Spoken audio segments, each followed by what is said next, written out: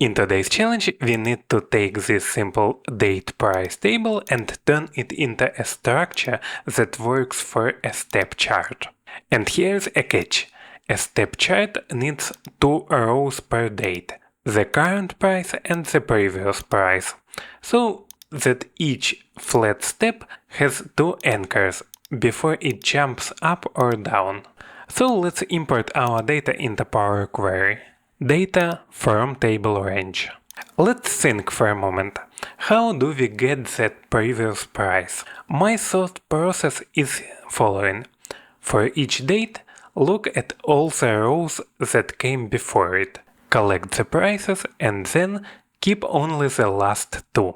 We can start with adding a custom column. Inside, we will use Table.SelectRows function. The first argument is our source table. The filter condition will be a bit tricky. X represents each row in the table via filtering. X date in square brackets is the date value in that row. Date in square brackets is the date of the current row. This second date here is dynamic. It changes for each row in the Add Column step.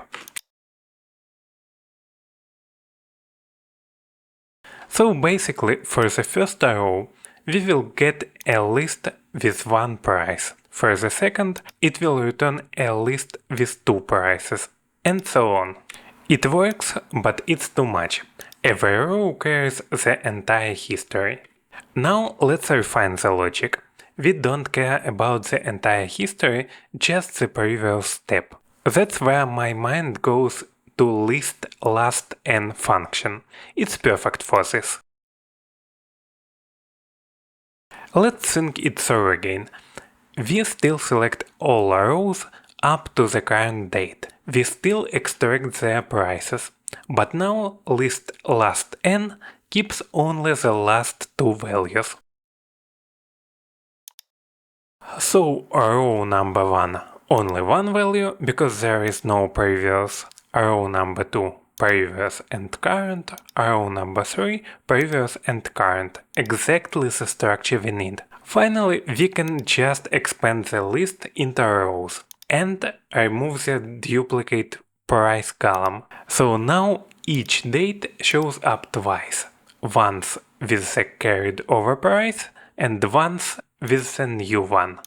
And so our table now has doubled rows. The chart finally has flat steps that stay horizontal until the next price change. A clean step chart transformation. Now your turn. How would you build this? Maybe with an index or merge, or by shifting values. Drop your solution in the comments. See ya!